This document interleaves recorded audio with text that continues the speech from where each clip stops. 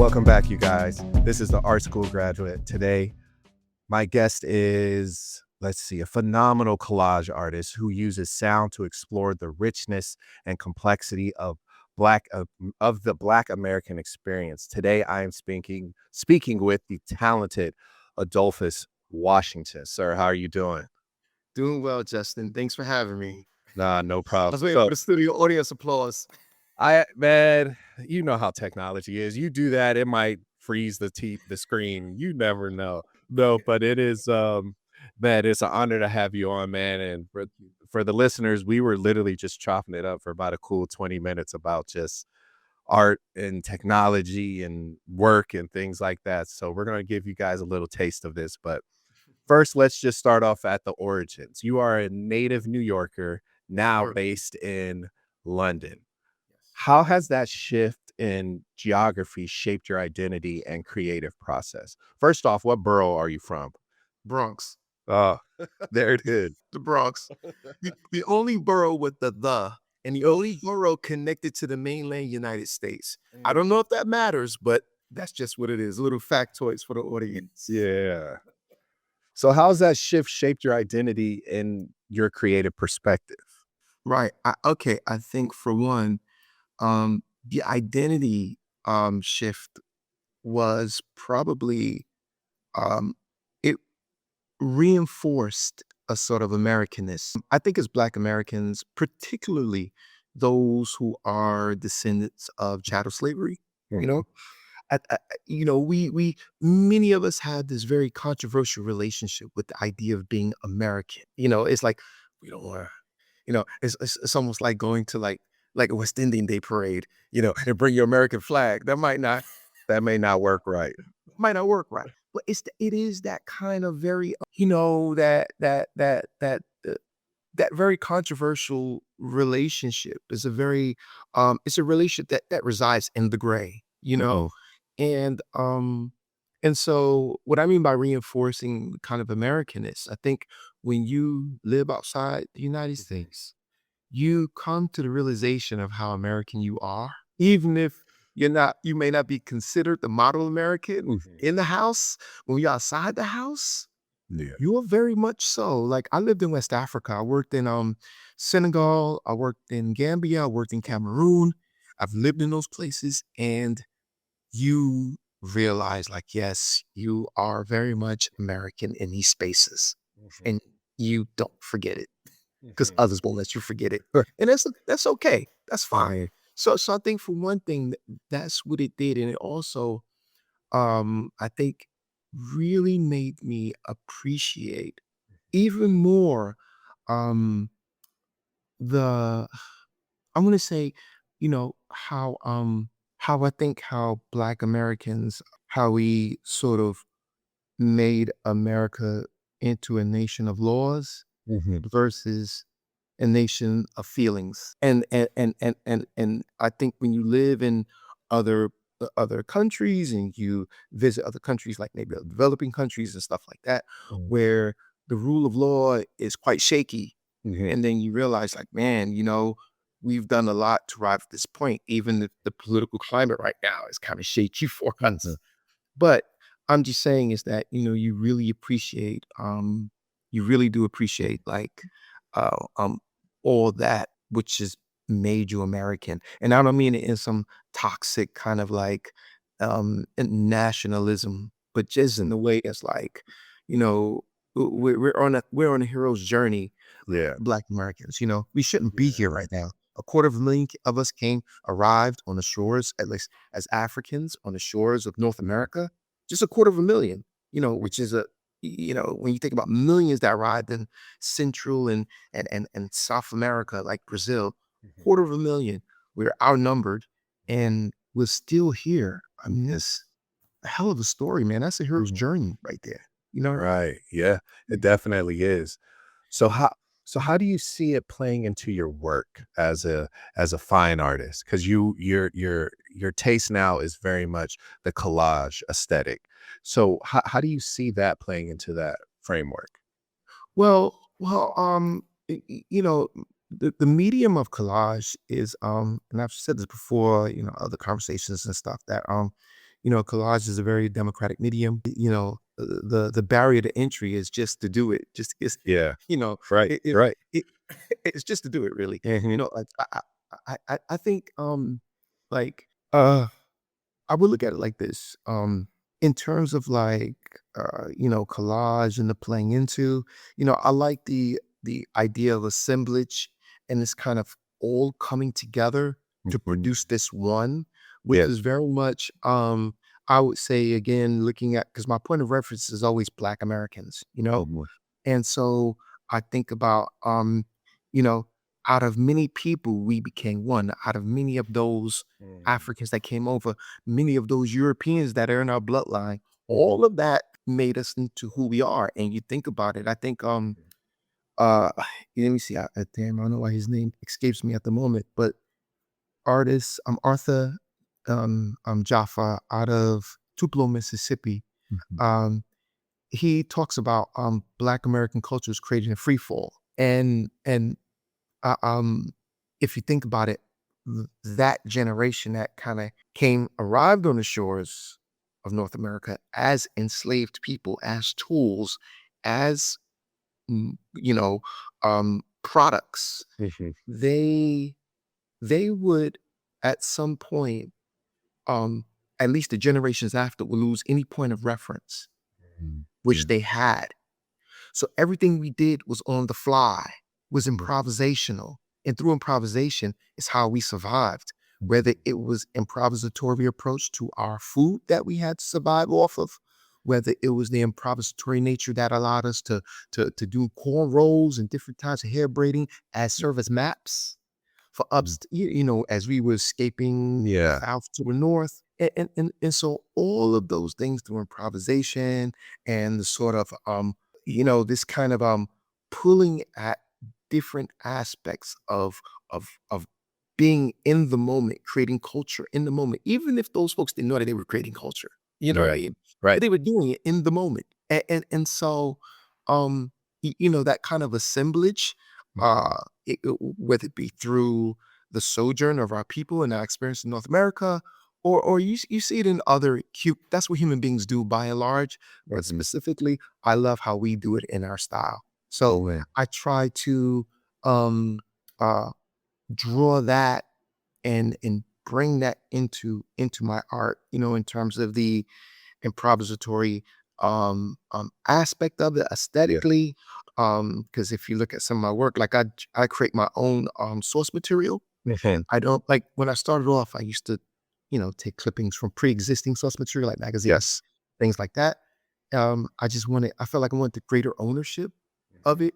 And it would be nice not to be sued down the line by somebody saying, hey, that's my image in there. Right. Right. That's the truest statement ever. That is the truest statement ever. So, but the main driver wasn't litigation. It was more so like was that greater ownership in Mhm. creating it physically.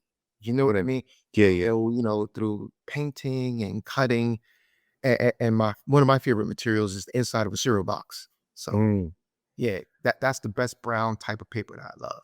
Oh, okay. So what was the moment you realized that your art could be both personal and cultural documentation? Because some of the stuff you're saying was very kind of like how you like the tactileness of building and putting things together, but also the history that you just spoke about. So when did you realize you could do both of those in your art? I think I remember the first time was I want to say 2018, 2019. Mhm. And I was playing around with like collage. Like I always loved art. And as a kid, I always drew cartoons and stuff like that, Right. doodling things. Um, Even to this day in meetings, I still doodles. Yeah.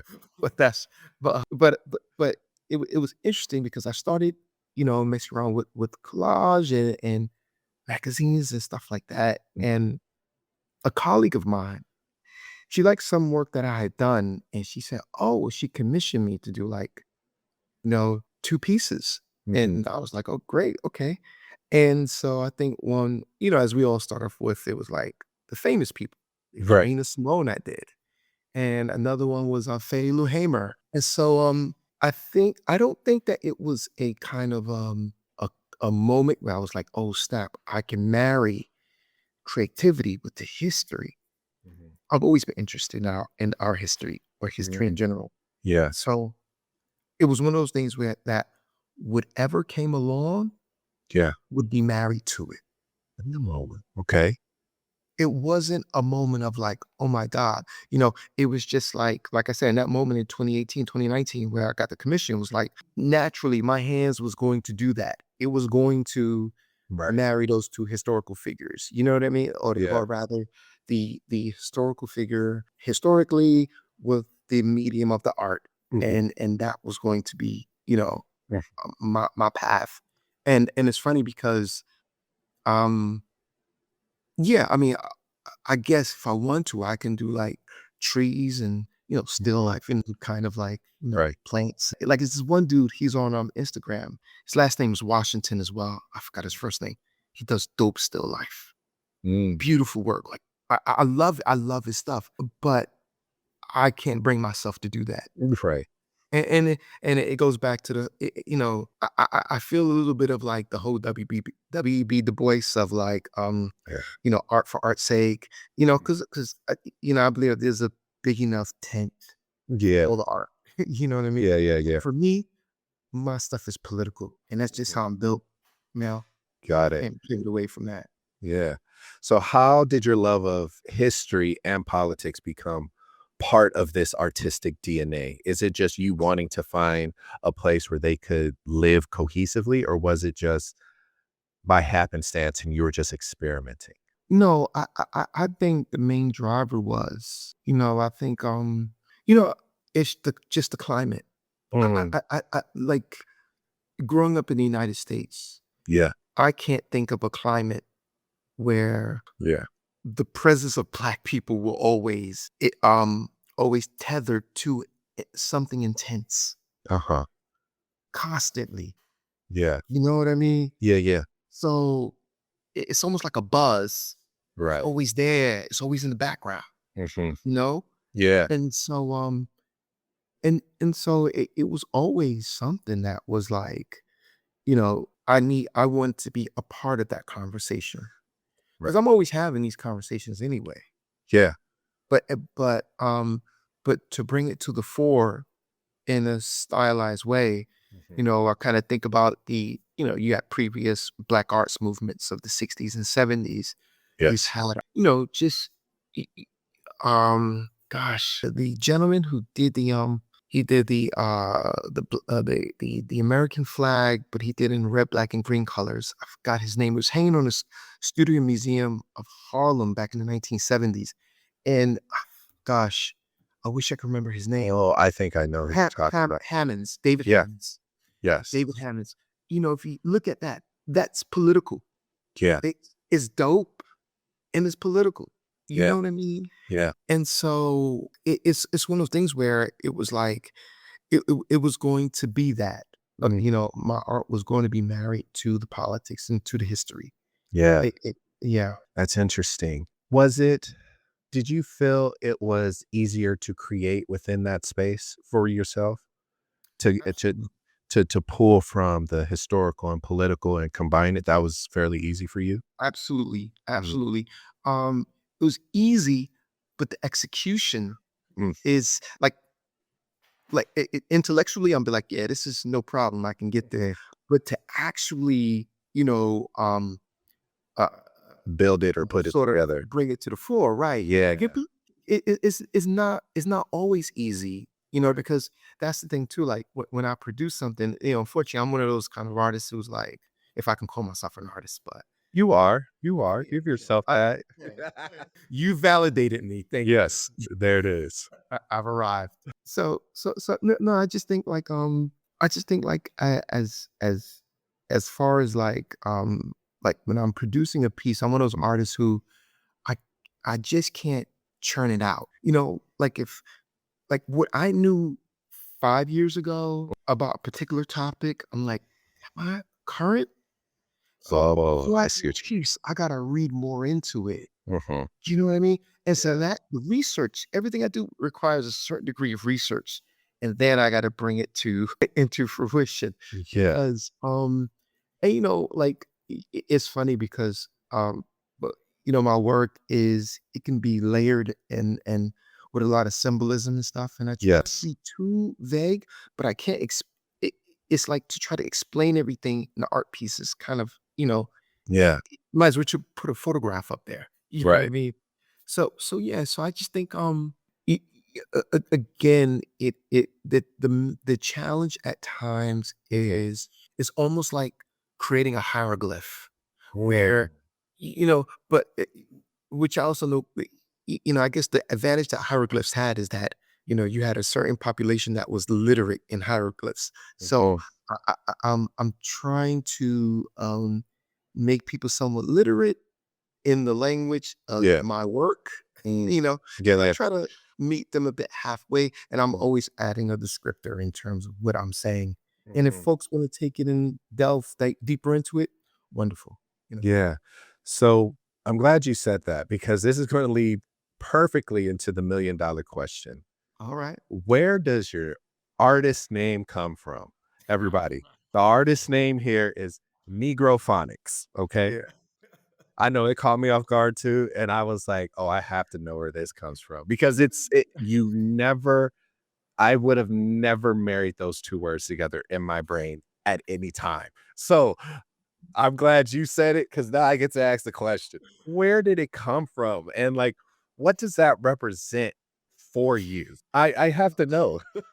Well, I don't think I don't think it's that deep. So I'm gonna your expectations, but Negro is obvious. Yes. That's obvious. The marry of the two, okay, phonic, Uh-huh. of course, we all love music. And I Yes. and I think that music is one of the when we think of phonic, we think of sound. Right. That's what we think of. And obviously, music is sound. Yes. So music is a field in which Yeah. Black Americans have fully actualized themselves. That's the one thing fully Mhm. where it's like you cannot you can't contest it. You Right. can't like you can try, but you Right. can't. Mhm.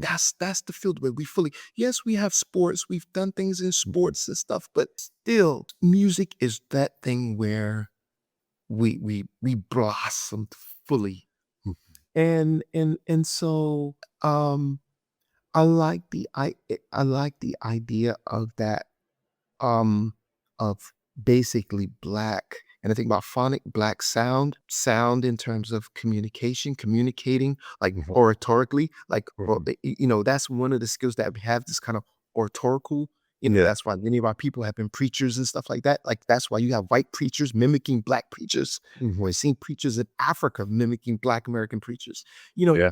it, it it is that thing where, where we've been able to deliver, um we've been able to deliver something that Mhm. broke barriers, that Yeah. delivered, um, uh, you know, just just in terms of that delivered, a degree of hope Uh-huh. and just awareness. I mean, like when I look at there were kids in I saw a video with some kids in India rapping, Yeah. and you know what I mean? Yeah. So I'm just saying. So for me, the Negrophonic it just it made sense in my head at the time. I didn't know that it was going to be peppered with all this other artwork underneath, but if you It look back works. into my my Instagram, you'll see I posted albums and stuff like that. Yeah. You know, music. Okay. Yeah. So that's in a nutshell. I still love it. I was like, "Dang, that's a fire name right there." I was like, for an artist, and it's just because it's very unique, but now that you've broken it down like that and seeing and knowing your artwork, it makes sense. Because you do talk about, like, the language of collage and how it's, like, the most honest language, and that kinda goes into the phonics of it for you, I would think, and how it continues to tell stories, so that phonics is Mhm. the sound, and the sound is the stories that are being told Right. Mhm. through the Black experience, which is the Negro. So that's why I was kind of like, oh, okay. I hearing it now and you put it together like that, I'm here for you. I'm here for you and I'm here for it. So let's talk about that for a little bit though. You said it is the most honest language. Can you explain that? Like collage being Oh, honest. I think, I said it's the most democratic. Oh, most democratic. Yes, yes, yes, yes. That's fine. No, it's the most democratic because I think, again, the barrier to entry is just to show up. It's just Uh-huh. the you think about the materials that you need. Yeah, Glue stick, a newspaper, doesn't matter how old it is, how yeah, new it is. You think about if you're a painter, yeah. right? Or if you're just getting into painting, you go to buy a canvas by and large. Or you might buy like a pad with some really fine paper, but it's going to take a while. With collage, you could almost, and this is not to say, I look at it like this. I think anybody can do it, just like anybody can paint.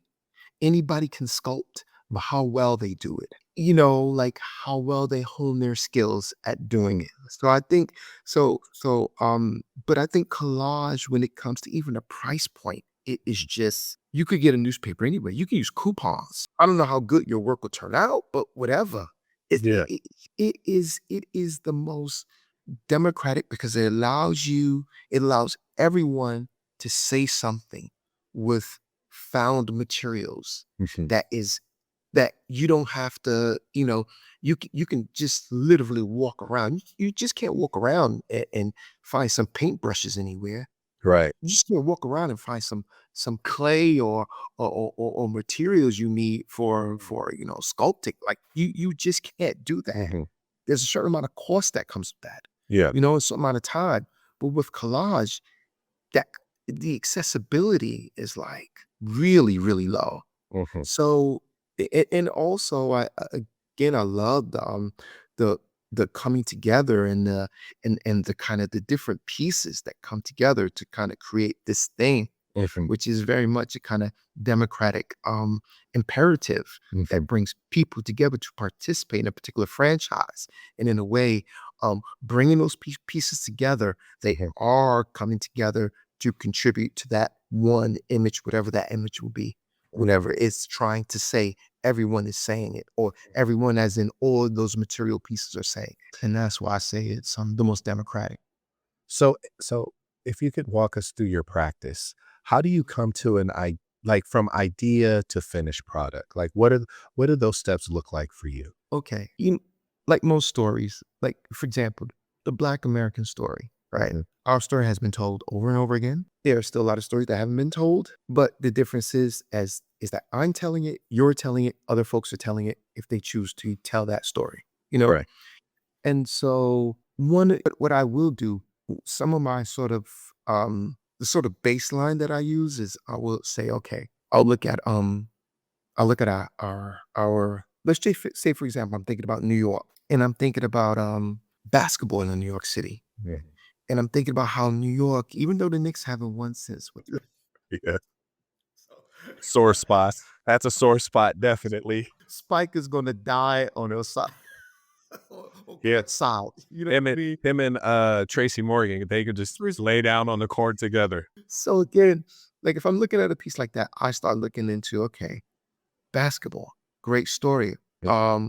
We're talking about a sport that wasn't created by Black Americans, but it was a sport that Black Americans decorated in a way that no other group has done. Mhm. Really elevated the game. Oh yeah.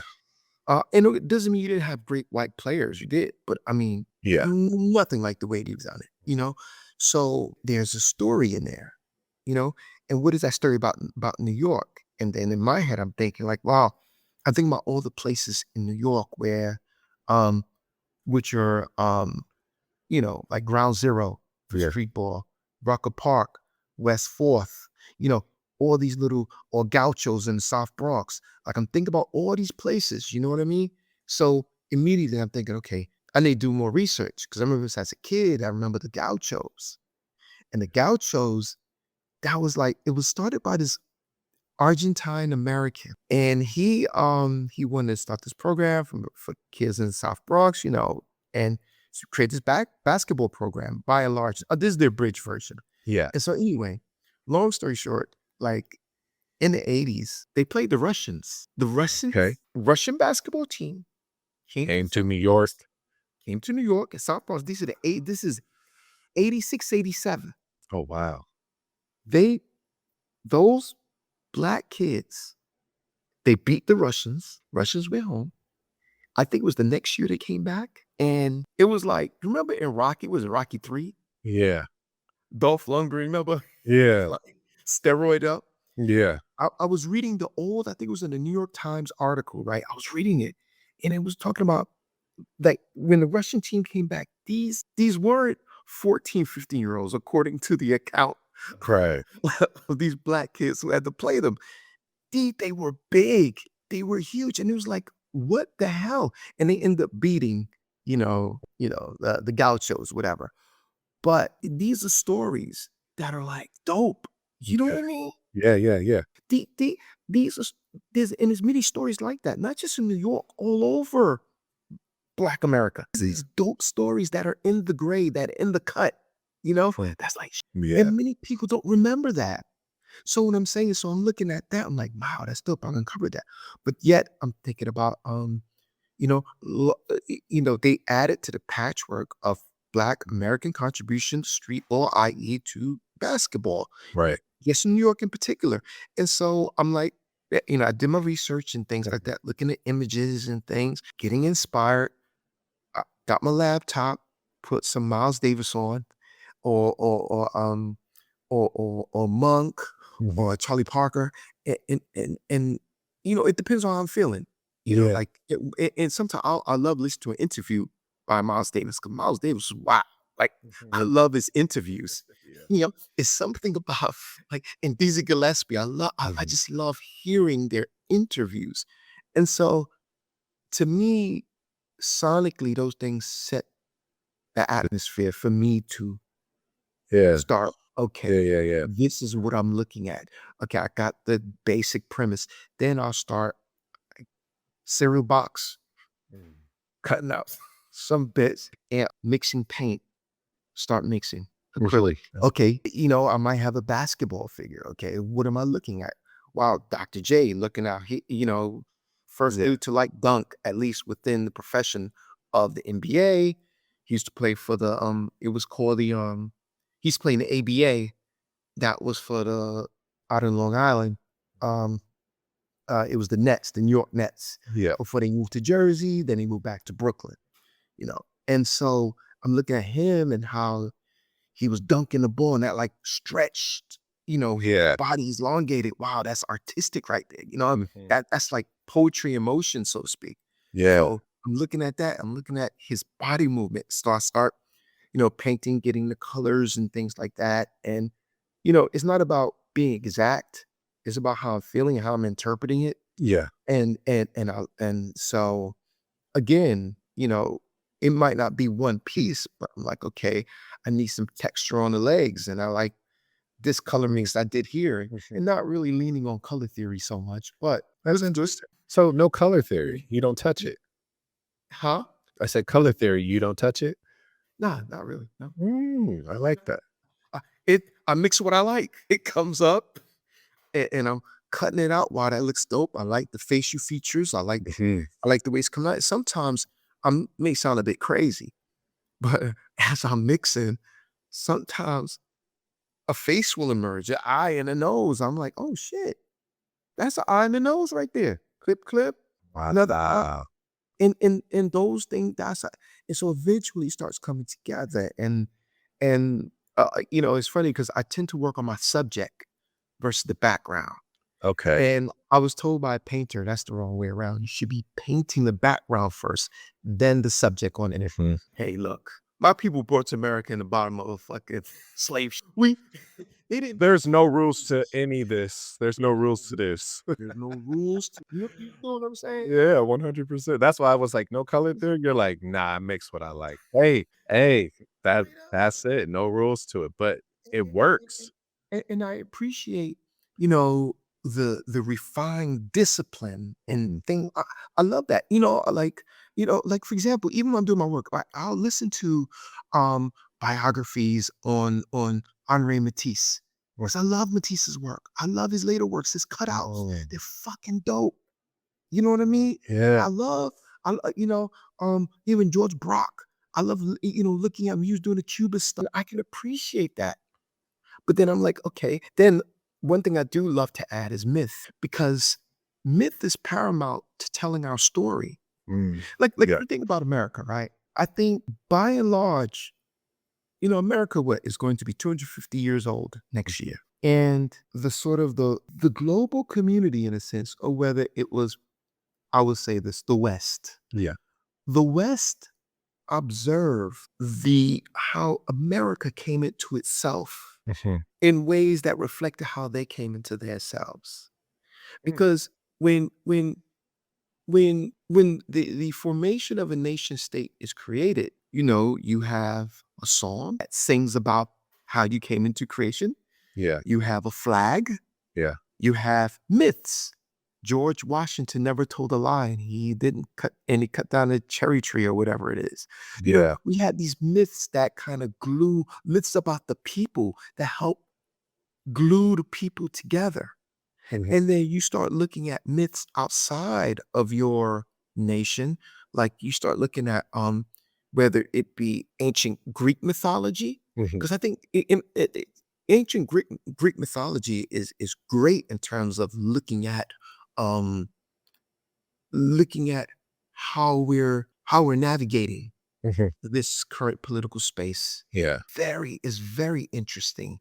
Mhm. Very interesting. Like if you think about Romare Bearden, he did the Odysseus story, Uh-huh. in his work and borrowing from ancient myths, So again, I would incorporate myths will allow me to start reading into, whether it be Roman or various kinds of West African, Central African myth, even creation theories and Yeah. creation myths and stuff like that.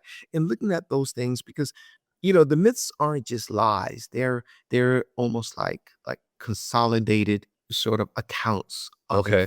Yeah. of you know of how we arrived. Yeah. You know what I mean. So what I think is using the Black American experience not only as something that's specific, but something also that's universal.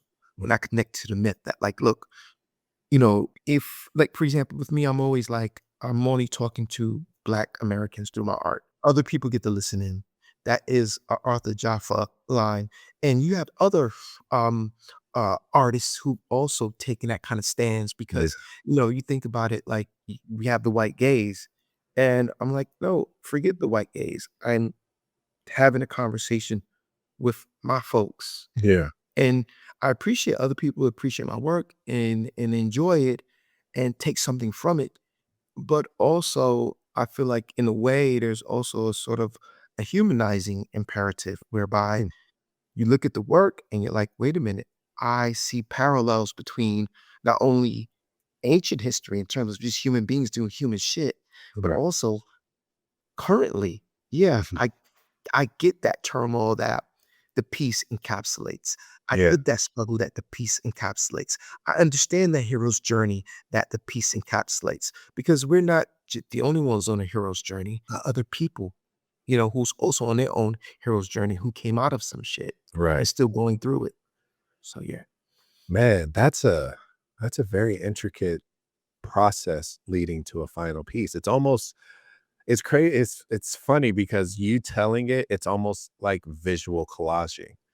How you broke that down because it's like you start here, but you're pulling from here. You go here and then you put that piece there. And then you look at them and you're like, you know what? This needs a little bit of this. So you make something that's not there. So your process is literally like a collage, which is kind of crazy. Cause I'm like, the way he's spitting it is like if you visualize it, it is a very collage aesthetic of you pull from here, you're telling a story about this piece, then you bring that piece in. That's crazy dope. I don't know if you just did that. Like No. I was just following you this whole time and I was like, this man just visually collaged me. Like that's crazy. You think about it, hip hop producers do that all the time. Oh, yeah. Yeah, yeah, I yeah. know.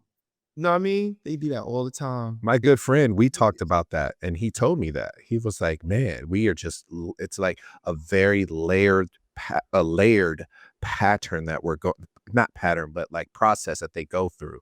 Some like to start with drums, some start with keys, some start with Yeah. with, Yeah. uh, strings. It just Mhm. depends on the person and what their approach is. So Yeah.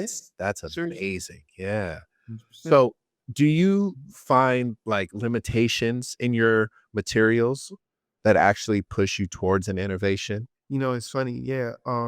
I think that you know how it is, man. Like sometimes you do feel imprisoned by like if you Oh, feel yeah. like you're doing good work, but you feel like, damn, I need to break out of this. Yes. You know what I mean? I need Mhm. to, you know, what is that in television? They call it the fourth wall. Oh, yeah. You gotta Gonna break need through to that. break out of that break that fourth wall, Yeah. and I'm feeling that right now. Yeah, I'm feeling that right now, um, which I'm thinking in the area of I'm still exploring what that looks like, Mhm. because sometimes, like, for example, friend of mine, artist, Mhm. Aaron Marin, he's from upstate New York, good dude, collage artist. He's not only a collage artist, he does, um, children books, illustrations and stuff like Uh-huh. that. Yeah, so and he's done a few children's books and stuff. Awesome artist. And it's funny because him and I, like, we talk about this and we talk about the innovation. We talk about, like, trying to for example, with him, he was doing a collage. Like, his collage are often if I had to, sort of frame this collage, a descriptor, I would Uh-huh. say it's Gucci. It's like Oh, considered okay. like high fashion. It just is. It's stuff that I don't do. You know what I mean? Yeah. It's so and now he's doing children's books and he's painting and he's also doing graphic design as well. So Oh, he's wow. painting. And so it's like it's one of those things where he's like, okay, I need to break out of this space in the way of collage. I love it. But it's like that internal drive that's in you that needs to say you need to sort of Do articulate something yourself. else. Yeah. Yeah. You need to expand it. So I'm sort of feeling that way a bit, you know? Mhm. So Have you is it Mhm. just playing devil's advocate here, do you think Yeah. it could be the size of the work? Is that it's kinda limiting in that space, or do you think it needs to be a full kinda remodel where it's like, you probably I don't wanna say step away from it, but probably step into another avenue of, like, less collage, more paint? Like, what do you think it could be for that? Good point. It's interesting, very Mhm. interesting, because I think those of us who have at-home studios, such as my kitchen, we are limited. They're natural constraints. Yeah. We can't, you know. So in a sense, you definitely hit on it right. Mm. Definitely the size, in terms of wanting to go bigger, Mhm. and to go bigger requires more space. And Mm. and and it does because that stuff has to sit somewhere, you know? So I Mhm. think it is size, and I think it's also, yeah, I've thought about this. Maybe it is the paint thing, and maybe I need to sort of, start sort of really developing just in terms of my painting skill, you know? What I do right now, I'm fine with it. I'm happy with it in terms of what I'm able to do, but I know it's nowhere near like Right. like for example, what is the artist name? Henry Taylor. You know Mm. Henry Taylor, LA based artist. Yeah. I love his work. He's almost tapping into Oh 3D. my God.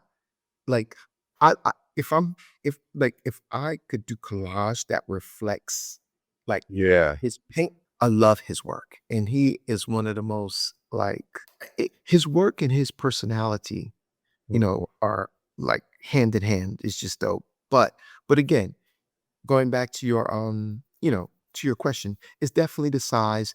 And I think it could be again that maybe looking at exploring painting more, could be. Mark Bradford. Oh, of course. Yeah. There it is. I was like, I knew I wasn't going crazy. I was gonna His yeah. I met Mark. I met him before. I met him in London. I met him twice, as a matter of fact. Really down to earth dude. yeah, But, he used to work in his mother's yeah, hair salon. hair salon. Yeah. Oh, yeah, he's Have you ever thought about something like that per se, where it's become very layered and textured, and yeah. he's doing a lot of putting on, letting it dry, and then stripping away.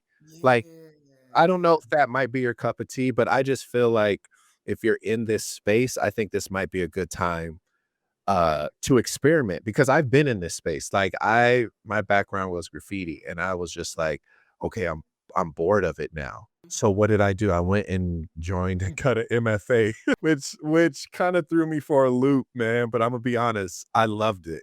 It challenged me as a fine artist, because Okay. I was at the point where I had a great mentor that was like, "Listen, you're doing graffiti now, and there are guys who are doing it before you now getting their experience." So I was like, "Oh, shoot." Right. So it was kinda like, you won't get that shine until Mhm, mhm. you know what I mean? Like, you won't get that shine until Yeah. maybe you hit your 50s or 60s. So what could you reimagine, or what could you experiment with that will allow you to still have that street graffiti feel to it I know what you mean. without it being the actual, graffiti lettering? Yes. And it's funny because, just speaking of graffiti, for example, like, when I was a kid, like, I used to do it just in, like, a notepad. I Yeah, used to do, like, little graffiti pieces and stuff, and my so the other students in class, my fellow students would, like, "Oh, I used to do, like, little pieces for them and whatnot." yeah. I was never in the streets and stuff. But again, it's funny because when I do look at my work, I do see, again, growing up in New York City, it's around, you know what I mean? And so, and so, um, some of my work, there is some inspiration from graffiti, Mhm. you know what I mean? Um, and again, but it's funny because, like you said, I mean, just in terms of artists, you know, hitting their stride later in age, I think that's Black artists, unless they're getting picked up by Big institutions, names. Yeah, big names. you know what I mean? Like, that doesn't come too late. Yeah. I think about, the other, Kerry James Marshall, Iggy Yeah. Pop, Yeah. you know what I mean? Yeah, yeah, yeah. Got their flowers really late, and it's not because of lack of work, Yeah. focus, or anything like that. It's just the art industry is like any other industry when it comes to Yeah. Black people. Yeah. It's no different, Yeah. especially on the commercial end. Mhm. When you're doing work for um, businesses and things like that, you get these commissions. They want to underpay you, and also I Yeah. have a few friends who work in that, and both here in the UK and in the States, who work commercially, Mhm. and they're both people of color. And then they see like they're getting undercut, in terms of Mm. pay and things like that. So, yeah, I think just going back to Mark Rafford for a second, in terms of looking at that as like Yeah. um a possibility, right? Yeah, I mean, he takes like actual materials of like, you know, He goes he's walking on the street and takes pieces off the telephone pole, benches, advertisements, yeah, whatever he yeah, finds, yeah. he makes it work within his piece. So Oh, 100%. I think if you're in this place of like Mhm. experiment, I think it I because we don't want to lose you, man. You do great work. So Appreciate it. I just think it's time to maybe challenge yourself into some in like a different place, like a Mhm, different, more mhm. creative place. No, I got you. No, Yeah. yeah, that's definitely an idea. So let's talk about we talk about you brought up the music aspect of it, like jazz and hip hop and the influence that it has in your work. But what role does like rhythm and repetition play in the structure of your pieces? Because some are very, you can tell looking at them structured, but then you have other ones that are very much, you can tell, like you can tell you probably laid it out piece by piece before you before you went ahead and executed. So like how does that play in your artwork? Um, what I try to do is, I try to, evoke this kind of, urgency Mm, or immediacy in the work, like, especially when I'm telling our stories, because, there's always a certain degree of tension, a certain degree of, like, for example, if I look at, Jacob Lawrence's work, uh-huh. and Jacob Lawrence's work is very, sharp-edged, Right. very kind of, you know, Yeah. it's slanted, it's kind of, he Yeah. has a very sharp edge to it. Hmm. And when I look at his work, I'm like, man, I see I see a rigidness, but yet some of his work, like I think he did a piece on he did a piece around I think it was the Revolutionary War. And if you look at the way the fight scenes are, Hmm. there's a certain fluidity, and yet there's a certain rigidness at the same time. The way, kind of the way a sculptor works, Yeah. you're using this rigid material, but there's some fluidity to it. Yeah. So, but yet there is this kind of immediacy. So I think with myself is that, like, yeah, there are certain subjects within the piece that I will try to, it may require um, a certain amount of, like, attention to detail, while other pieces have a bit more freedom, you Yeah. know, whether it be in color or whether it be just in what they're doing, a facial expression in particular. Yeah. Yeah. Yeah. Yeah. Maybe some exaggerations, which also to me evokes a kind of, a rhythm in and of itself. So Yeah. I do try my best to evoke um sort of improvisation, sort of rhythmic flow, as well as immediacy and urgency. Because I think, again, when I look at our journey, like I think about the Yeah. um, subprime mortgage housing crash back Yeah. in 08, 09. Many Americans lost their homes, Yeah. but many Black Americans still haven't recovered from that time. That's 2025. Yeah. They have not recovered from losing their homes, Hmm. you know? So there's always that kind of sense of like, the oh shitness. Yeah. Yeah. So I try Bloody hundreds. Yeah. about one which, yeah, that has that sort of rhythm and flow. And also, overall, if I could achieve a certain funk, Yeah. you know, that's Mm. what that's what I endeavor to do. The quote James Brown has to be funky. So if I put that in a bottle, whatever that looks like, whatever aesthetically Yeah. you can get from it, that's what I try to evoke, all those things. That's interesting. You said whatever your audience could get from it, right? I find it interesting that like you really are tapping into like sensitive stuff when it comes to Black people in their community, our community. Like, how do you approach such like sensitive mass historical stuff without overwhelming your viewer? Well, I think that's done through the kind of symbolism, Yeah. um, like for example, I'm working on a piece right now, commissioned for an album cover. This jazz artist here in the UK. He's Canadian. His name is Jay Phelps. Really good dude. You know, doing this album cover, and on the cover there's a figure there, right? There's a Uh-huh. figure, and because I'm drawing upon the David and Goliath story, Hmm. you have the Philistine giant, okay, and on the other side you have the slingshot that David used, right? And so this Philistine giant, it's not, it doesn't, it's like an eye, Hmm. okay? At the top, it's like this red headdress with a sword. That's all it is. But and if you Google what Philistine military people look like, they had this kind of reddish flowing headdress that they were wearing. So again, it's like, and then on the other side, you have a slingshot and a sort of circular rock kind of figure. Right. So it's like, you look at it, um, you may be like, okay, got the eye, right? Hit the giant in the eye. David won. It's the kind of the underdog story. Right. So what I'm saying is that that kind of symbolism helps to I think it helps to mitigate the feeling of like, what the fuck? Or the feeling of being sort of overwhelmed a bit. Yeah.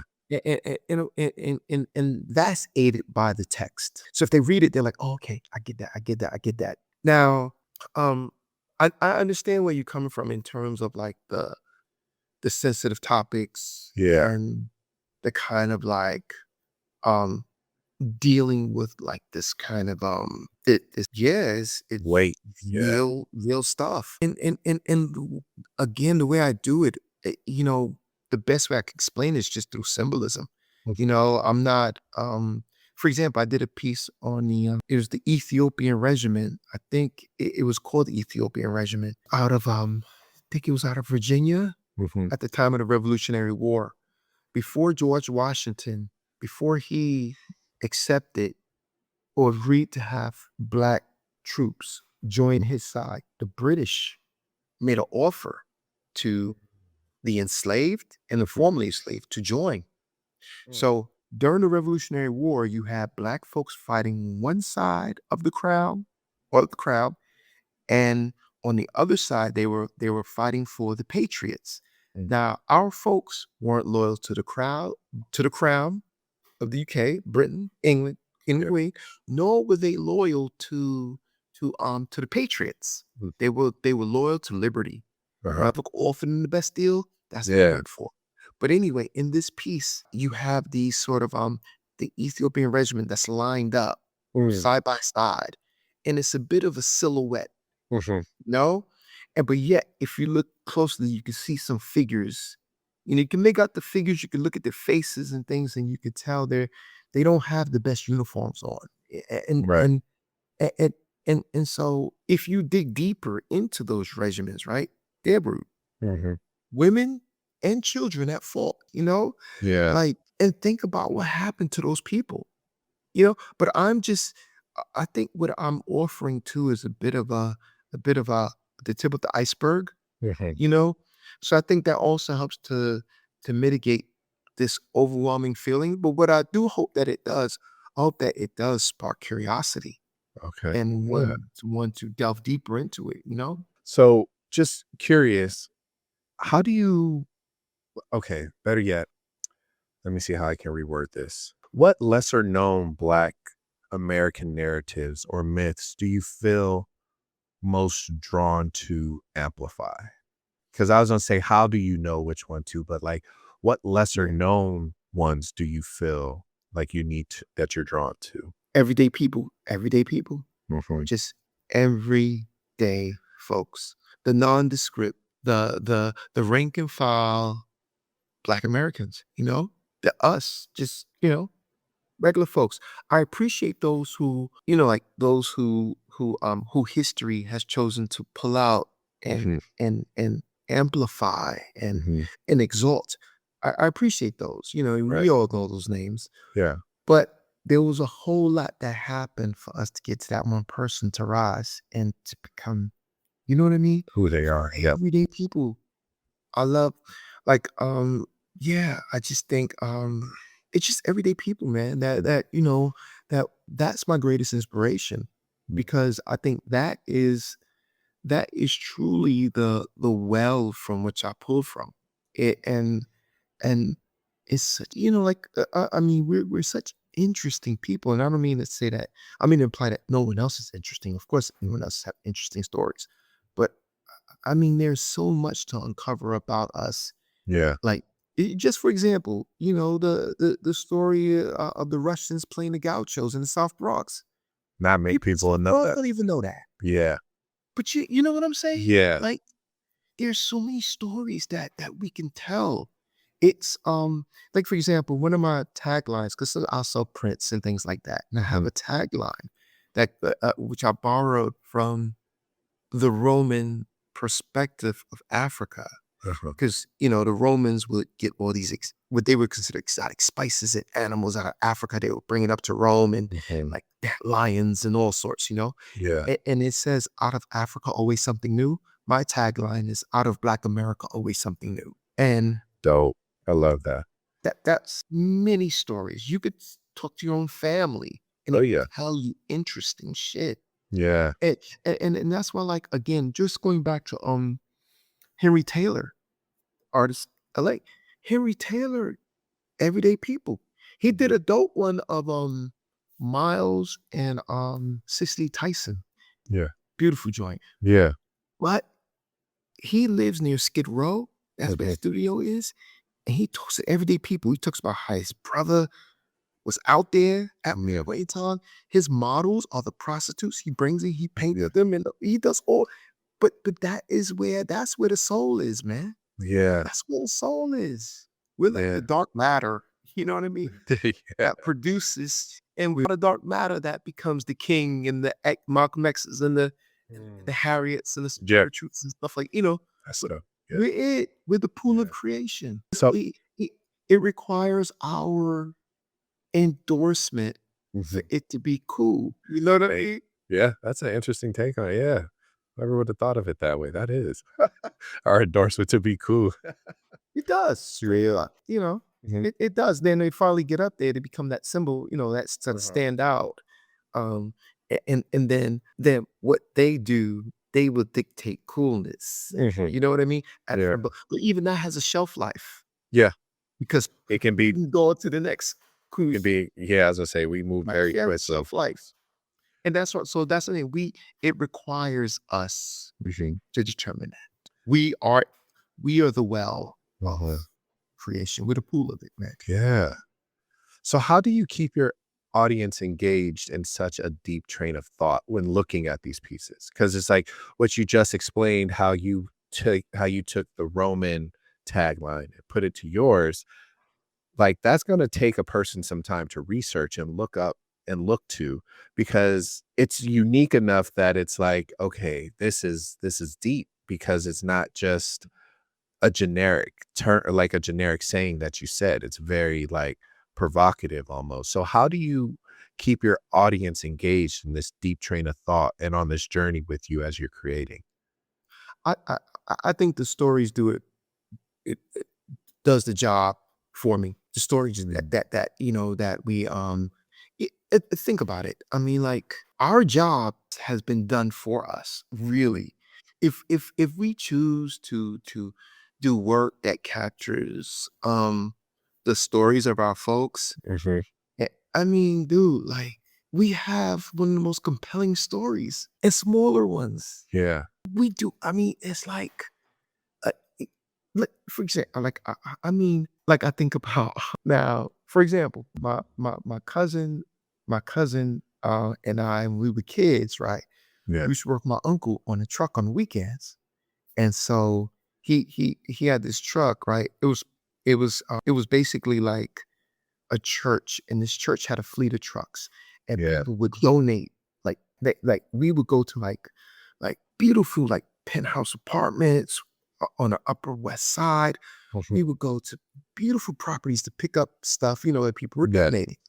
And so, and my uncle, he was from South Carolina. So one day the truck broke down, right? And me and my cousin, we about 11 years old, 12. Mhm. It was hot. It Yeah. was hot New York days where ain't no trees. We on concrete. And the truck broke down in the Lower East Side. And so we're sitting on the corner, right? And we waiting for the tow truck to come Yeah. take us back uptown. And my uncle, he's sitting in the truck and he got some 7 Up. He put peanuts in the inside. The 7 Up. And mind you, that is some Southern shit. Yeah. You know what I mean? Like, we all have those stories. It might not be the 7 Up and the peanuts, but it's something like that. Yeah. Now, like, if I wanted to do a truck and do my uncle in there with the 7 Up and the peanuts, and I capture that story, I think in my heart of hearts, Mm. I think because again, who am I having a conversation with? Mhm. Our folks. Yeah. That's They get it. that goes back to what you said. in the beginning. It's for you're creating for our people, Straight up. and others can Listen stand to me. by and watch and Enjoy. listen and enjoy it. Yeah. Okay. Yeah. That's that's the gaze I'm at. Now, do you think all artists have the responsibilities to address cultural trauma or history? Nah. Do what you gonna do, man. Mhm. You know what? I like I said, this other cat, I wish I remember his name, who does the still life work. His name is Washington as well. I love his work. Uh-huh. I think it's beautiful. And Mm. I think that you know what? You gotta have time to play. Mhm. You got to. And we're human beings, man. We're not Yeah. just one. This is just my thing that I gotta carry. Right. I'm saying, and I Right. choose to carry it. Right. You know, Right. Right. Right.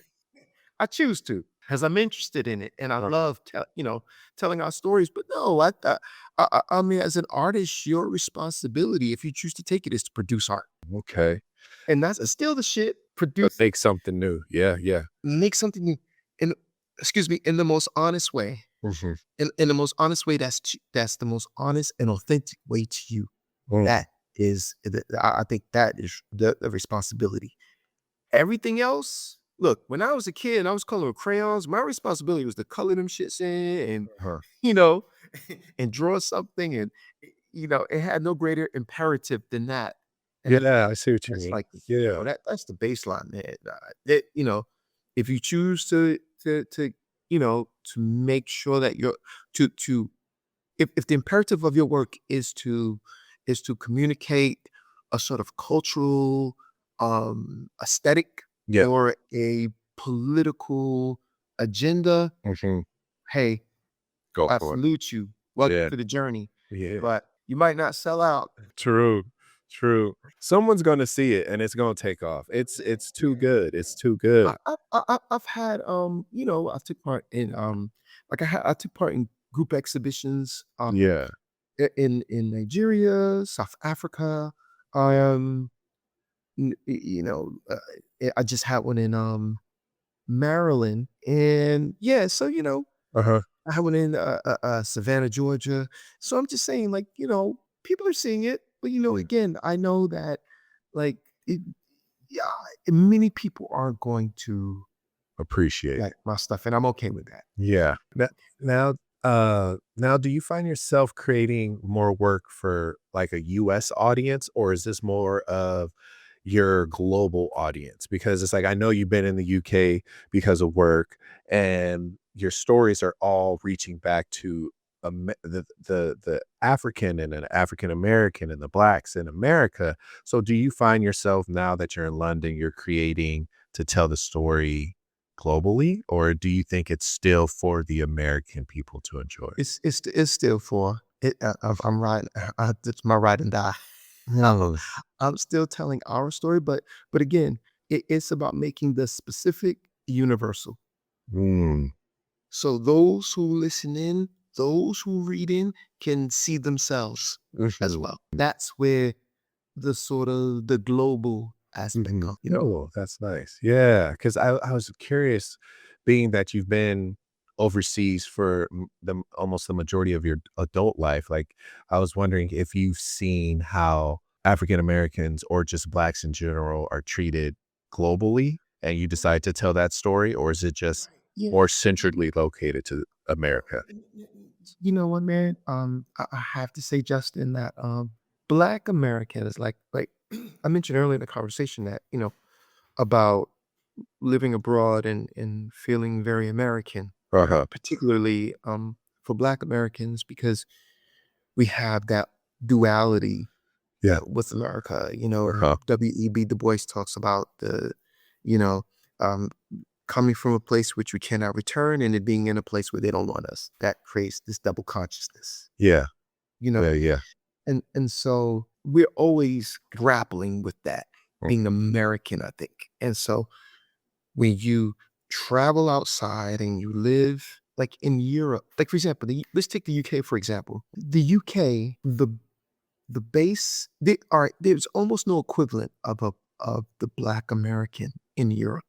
And what I mean by that is, you think about it, um, our people were in the Americas for over 400 years. and counting. So in England, for example, yes, there was a black presence here. Like I think even Henry VIII, I think one of his trumpeters was a black person. Oh, wow. Yeah, one of his horn, Or yeah, yeah, that kind of like here comes the king, yeah, like one of those kind of guys. And I think his name was John something. They did like a whole story on him, how he asked for a raise and he received a raise, I think, or something like that. yeah. This is Henry VIII. So there's been a black presence here, but not in the way there's been a black presence in the United States. And You don't have like colonization did, and colonialism rather, what that did, it almost, it extracted resources from abroad yeah. and brought it into the mother country.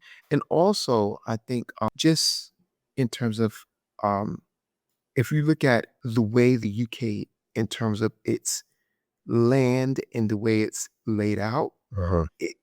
you don't have it's not suited for big plantations and stuff like you have in North Yeah. America. So to bring in, you know, labor from the outside, slave labor, would it just didn't it Makes wasn't sense. Yeah. it didn't make sense. It just Yeah. wasn't set up that way. Instead, you have plantations in Ireland, which is the oppression of the Irish. And But again, going back to blacks in the UK, the base of blacks in the UK are West Indian, myriad of West Indian heritage, and African. And many times we're talking about maybe like second, maybe third generation oh, wow. Black British. Yeah. You know what I mean? Yeah. And many coming over during the Windrush of the post World War II period. Yeah. Really large numbers came over, Uh-huh. you know, and so even I think I could be wrong on this, but I think there is what's emerging is this idea of Black British because oftentimes one is Jamaican or one is um let's say Bayesian or something like Yeah. that. They identify, as such, or Yeah. the Nigerian or Ghanaian, and they identify as such.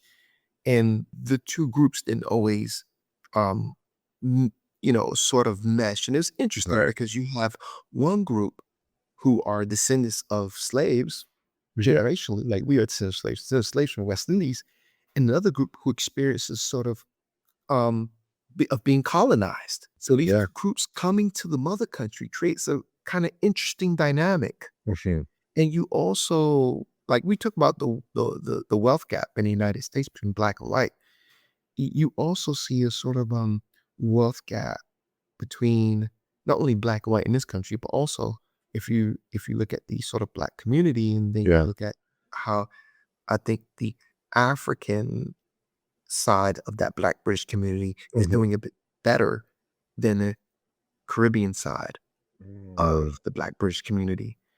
And as an American navigating this space, Sure. you're viewed as American. Mhm. You're viewed as Black American, and they Yeah. appreciate you. I think they appreciate all of the cultural products that Yeah. consumed, and I think that we're entering a interesting space. I think at home because I'm sure you heard all the diaspora wars and all that kind of stuff. Yeah. Totally.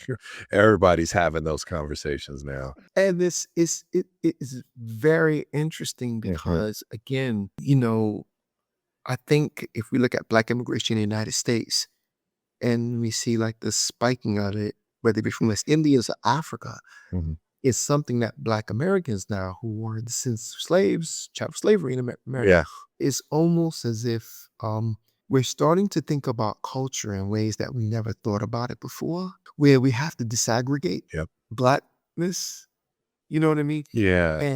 And so that in and of itself is very interesting because this is something that we never confronted. If you think about it, like, Yeah. when black folks would come to, come to the United States, we just consider them just being black, Yeah. whatever. You would get absorbed. Yeah. But as the black immigration numbers grow, they develop a sense of, no, I'm not that I'm this, and not in a horrible way, but in just like they have their Yeah. culture, they eat their foods, and I think it's a beautiful thing. But, but it's hard for them to, I think, to um interpret Mhm. Black American culture and what that looks like. Yeah. It's hard for because all of what they consume in American culture, they don't realize that many of that is us Yeah. producing it. Yeah. So you do find the same thing over here in this country where it's the same thing as a Black American. You enter into conversations, it's like, Mhm. oh, what is Black American culture? Well, my goodness, Yeah. philosophically, I say this, I say in a nutshell, Black American culture is the oscillation between freedom and restriction. Yeah. That's on a philosophical foundational framework. That's where we Mhm. operate from. Aesthetically, as jazz is our sort of aesthetic expression sonically Mhm. of our culture. If you look at the anatomy of a jazz band, you have the rhythm section, keeps the pace, right? Yeah. Then you have the lead. It could be a saxophonist, it could be a Mhm. trumpeter, be a vocalist. And they can take it any way they want to take it Mhm. through improvisation, but they always got to come back Yep. to the rhythm section. Mm. And that is us. That is our oscillation between our freedom and restriction, because that has been our story. Yeah. And of course there's more than that, but Mhm. I guess what I'm saying is that as a Black American, living in Europe, there is this, I think a greater expressive sense of Blackness, which isn't through the lens of Black America. Yeah. The Afropean now, Oh, or yeah.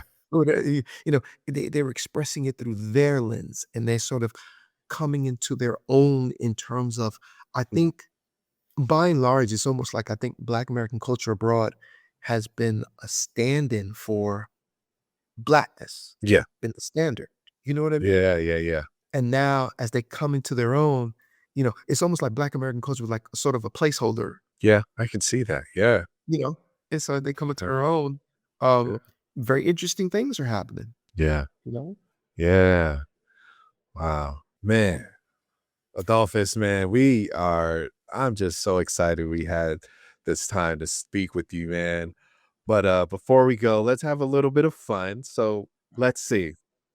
Uh First, just say the first one that comes to your mind. A historical figure you would love to collage, but you haven't done yet. That's been many. Gotta pick one. You gotta pick Oh, one. okay. Um, damn. Okay. Can it be figures? Yeah, yeah. Just one. Hmm. All right. Okay. Okay. Okay. Okay. Okay. I'm gonna say James Reese Europe. Yeah. He was military band leader. He was responsible for the proliferation of jazz globally. James Reese Europe. Nice. Mm. A book or album that changed the way you see the world. Man, okay. You can go one and one, or you can just give one. You can give one album, one book, or you can just link it all together. One book, one album that changed the way you see the world. You know what? Okay. All right. All right. Just give me a second. Damn, dog. You're going through all of them right now. You're like, I do, but if I say this one, I forget about this one. Yeah. Well, okay. Miles Davis, Sketches of Spain. Okay, ABBA.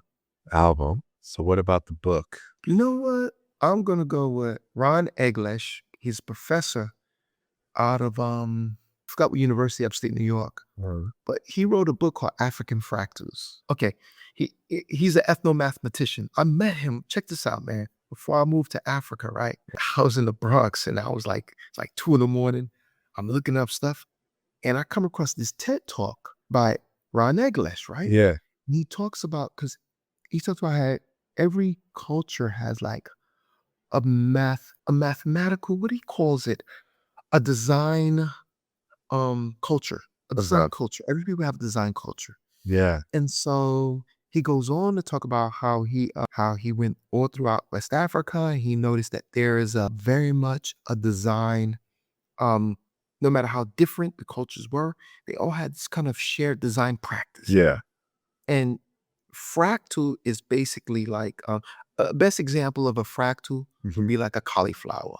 The part Oh, looks like the small. yeah. Pull off one, it looks like a whole cauliflower in and of Yeah. itself. You know what I mean? Yeah. And so, this design practice wasn't just too material, it was also too spiritual as Mm. well. Like where, um, I forgot where, I think it might have been Cameroon. He went into this one village. He took Mhm. the aerial shot, so the village was laid out in a fractal formation. Mhm. And he visited the village. And when he went into, I guess, a structure that was in the middle of the village, it had a smaller structure inside the smaller structure.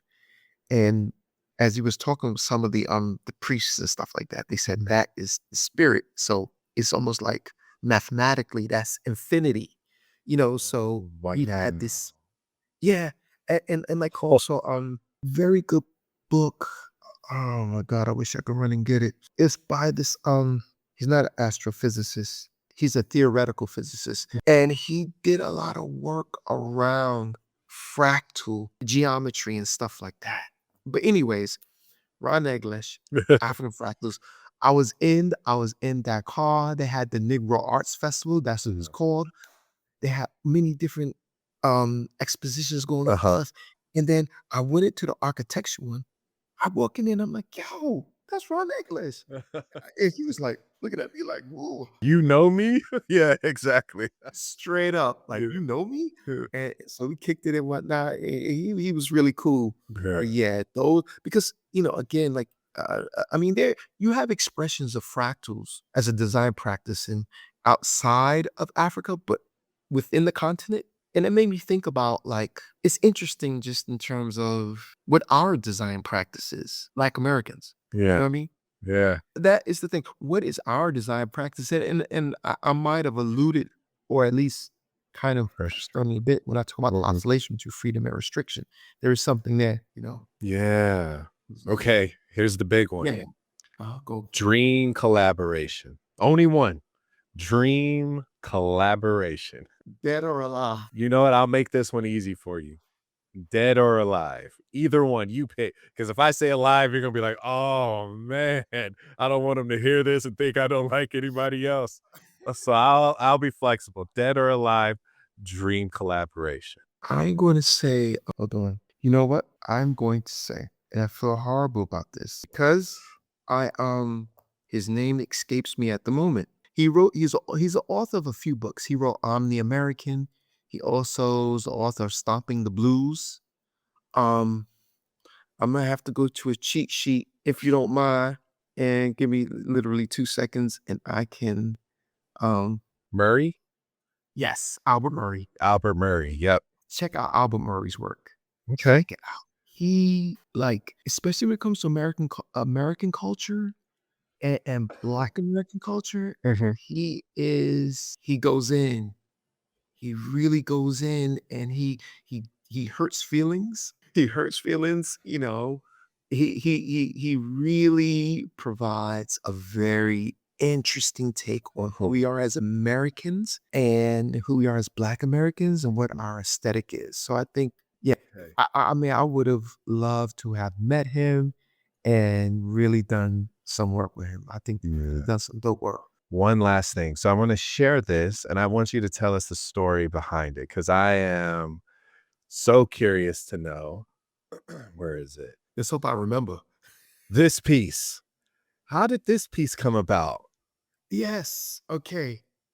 I wasn't gonna get off before we talked about this. How did this piece come about? This is so dope. Oh, yeah. Yeah.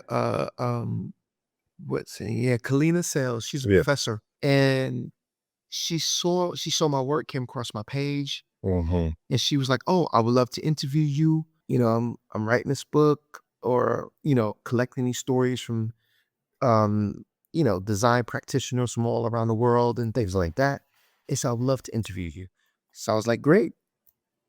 Did the interview, and I said, "I would love to do the cover." And she was like, "Great." Dang. So Cool. that's my every well, my that's all of my font, all of that. Even in the book, the chapters and stuff are all my fonts that I created. And so yeah, she I think it's a great book. it really, it really um, approaches design from the sort of bottom up in a very Howard Zinn, the People's History of the United States. Yeah. She does that with this particular book, and she captures those unique design practices. I think one of the folks in there was an Indian gentleman who I think he like paints buses, Mhm. public transportation buses, in this decorative colors and stuff like that, you know? Yeah. So yeah, it's an awesome, awesome book. So yeah, so she reached out to me. I was honored, you know, Wow. and did the cover. Obviously, the cover went through a few iterations because Yeah. you're dealing with what she likes, what I'm producing, and the publishing folks, you know. Gotcha. So yeah, How did that was how did you are these all handwritten letters? yes, they're all cut, scissored, all of Wow. that. Was it like print making, like you stamped it almost, or did you just how did you do that? Yeah, I did the whole, you know, got out the old paintbrush and Yeah. acrylic and whatnot, and I just cut it out by hand, cut it out, and I would take pictures of it. Look, check this out, Kalina. It's in Oh, wow. old school, Oh like my goodness. dinosaur type shit. So did you get this professionally scanned in order for it to be the cover? Yes, I scanned it and I sent it to them, and then they did whatever workings they, you know. Oh, wow. This I'm telling you, once I saw it, I was like, "Yo, I have to ask him how he did that, cause I always cause graffiti guy, I love letters, so when I saw that, I was like, Thank you. "Did he Thank you. draw this, or is this like, how did he do this?" So that's why I was curious how this happened. It was scissors, man. Yeah, I don't even draw beforehand, and that's the thing too. I don't draw. I just you You know, just grab scissors and go for it. yeah, that's it. Yeah, Ah, and so again, this is where the graffiti in me, the part of graffiti in me, you know, I pull from that. yes. Like some of the block letters and all that. Yeah, That's the yeah, shit, yeah, man. yeah, You know what I mean? yeah. So Adolphus, what's next for you upon this journey that you're going on, projects or themes that you're exploring? Okay. Um, like I mentioned earlier, working on the album cover. Mhm. So hopefully that will. I'm almost done. Okay. A couple some finishing touches on it. It's almost done. I'll definitely share that with you. You know, Okay. when the album comes out, the album cover and whatnot. Um, that and as of right now, I'm like, because you know, when you work a 9 to 5, man, I know what you're about to say. Yep. It's not enough hours in the day.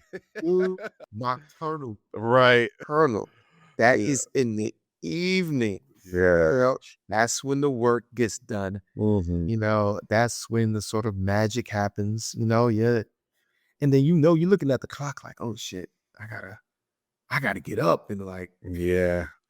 no, I don't have a clock in my office. I did that intentionally because it'll drive me crazy. yeah, man. So the album is coming up, and basically, I have a bunch of unfinished work Mhm. that I want to get to. I want to post, and I'm also looking at doing like a kind of a you know doing like a kind of a you know like a ready made um uh show, not really a show, but Mhm. like yeah, like some works of art that kind of all ties in the other. Yeah. You know, so and I might just do maybe try and rent out a storefront, Mm. do my own thing. Oh, hey, Yeah, that always works. always works. I Yes. think I can afford at least 2 days. Yeah, That that'll work. Yeah. I think I can afford 2 days. Man. And so yeah, so that's what's kind of looking like, man. I Yes. mean, So, Adolphus, where can people find you and see your artwork?